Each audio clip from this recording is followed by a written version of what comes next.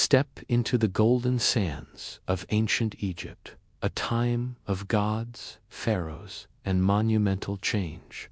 Today, we unravel the story of a name that echoes through millennia, Tutankhamun. More than just a golden mask, he was a boy who inherited a kingdom in chaos and whose brief reign left an indelible mark on history. Forget the legends of curses for a moment, and let's journey back to discover the real story of the boy king. Our story begins not with Tutankhamun, but with his father, Akhenaten, the heretic pharaoh.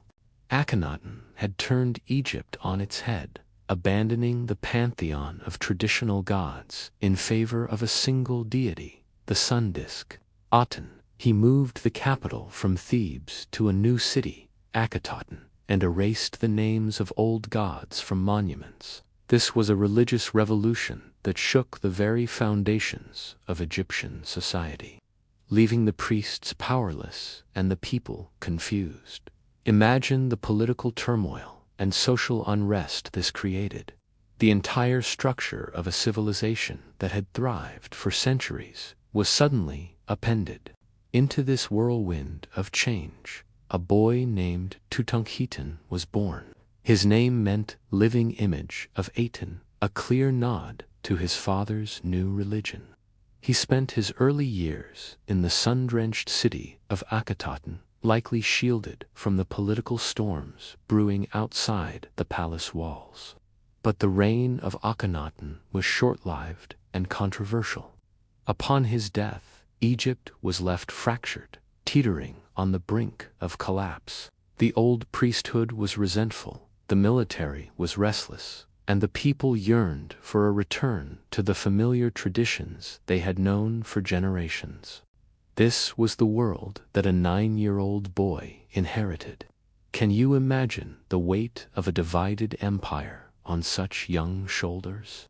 Ascending to the throne, Tutankhamun was guided by powerful advisors, most notably the Vizier I and the General Horemheb. These were seasoned political players who understood that to save Egypt, the revolution had to be undone. One of the first and most significant acts of the new king's reign was a symbolic name change. Tutankhamun became Tutankhamun, meaning living image of Amun, signaling a monumental shift back to the old gods, with the powerful god Amun-Ra restored to his primary place.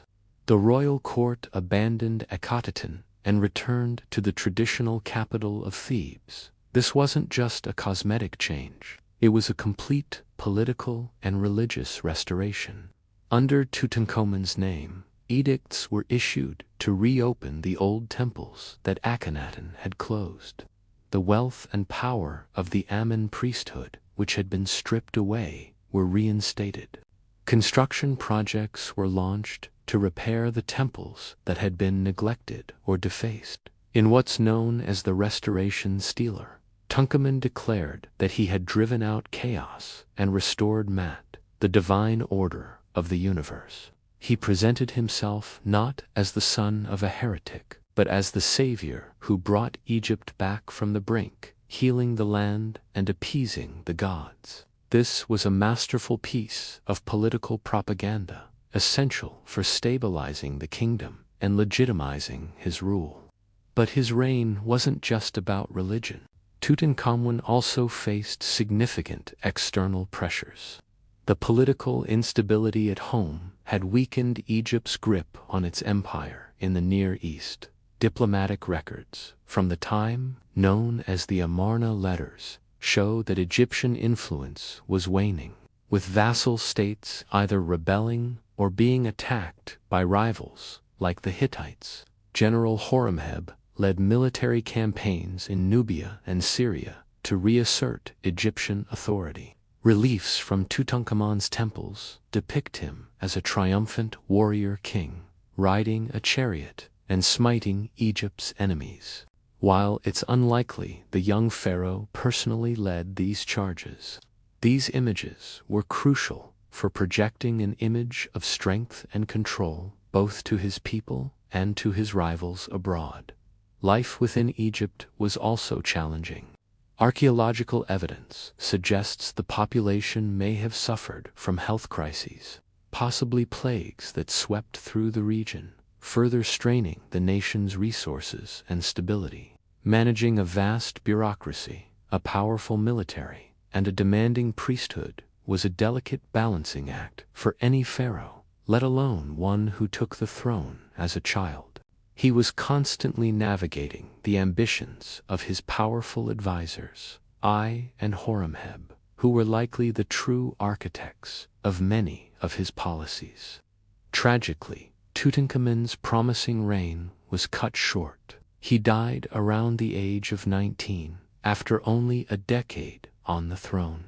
For years, his death was shrouded in mystery, with theories ranging from murder to a chariot accident.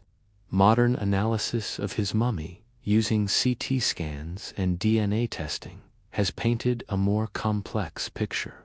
He suffered from a clubfoot and likely walked with a cane over, 130 of which were found in his tomb. He also had a severe leg fracture shortly before his death, which may have become infected.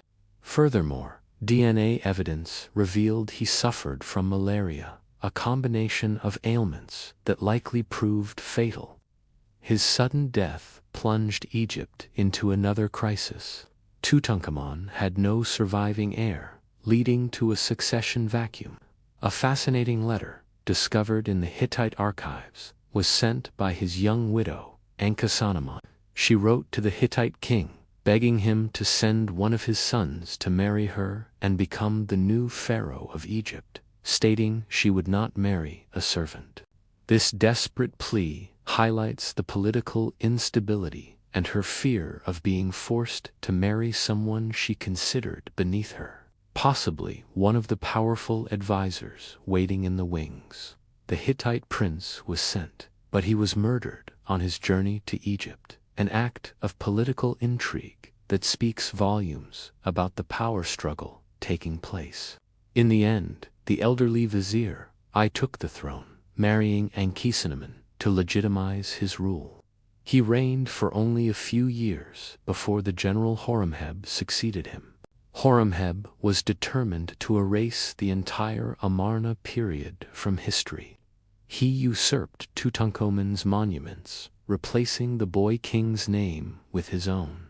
He systematically dismantled Akhenaten's city and declared Akhenaten his successors and Tutankhamun as enemies of the state. Because of this, Tutankhamun's name was lost to history, forgotten for over 3,000 years. His rushed burial in a small, hastily prepared tomb in the Valley of the Kings was a blessing in disguise. Its humble size meant it was overlooked by tomb robbers and eventually buried under the debris from the construction of a later tomb, sealing it from the world. And there it remained, a hidden time capsule, until 1922. After years of relentless searching, British archaeologist Howard Carter, funded by Lord Carnarvon, made the discovery of a lifetime. Peering through a small hole into the antechamber, he saw wonderful things. The tomb was small, but it was packed to the ceiling with over 5,000 artifacts, golden chariots, intricate jewelry, furniture, statues, and of course, the iconic solid gold burial mask. It was the only nearly intact royal tomb ever found, an unprecedented window into the wealth, craftsmanship, and daily life of the new kingdom.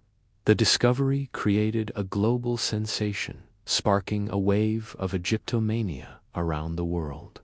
It gave us our most iconic image of ancient Egypt and resurrected the name of the forgotten boy king. But more importantly, the contents of the tomb provided invaluable insights. The everyday objects told us about their furniture and games. The weapons and chariots spoke of their military might. The intricate religious texts and amulets revealed their profound beliefs about the afterlife. Tutankhamun's tomb didn't just give us treasure, It gave us a tangible connection to the past, allowing us to reconstruct his life, his health, and the turbulent world he inhabited. From a boy born into religious chaos to a pharaoh who restored order, Tutankhamun's short reign was far more impactful than his successors wanted us to believe. He was the bridge that led Egypt back from a cultural revolution, stabilizing a nation on the verge of collapse. While his life was brief and his legacy was intentionally erased, his accidental immortality, secured by a hidden tomb, has made him the most famous pharaoh of all. He is a powerful reminder that history is not just written by the victors, but sometimes it is rediscovered, piece by glittering piece, from the silent darkness of a long-forgotten tomb. Thank you so much for joining me on this journey into the world of King Tutankhamun. If you enjoyed this video, please give it a thumbs up and subscribe for more deep dives into history. Let me know in the comments what ancient story you'd like to explore next. Until then, stay curious.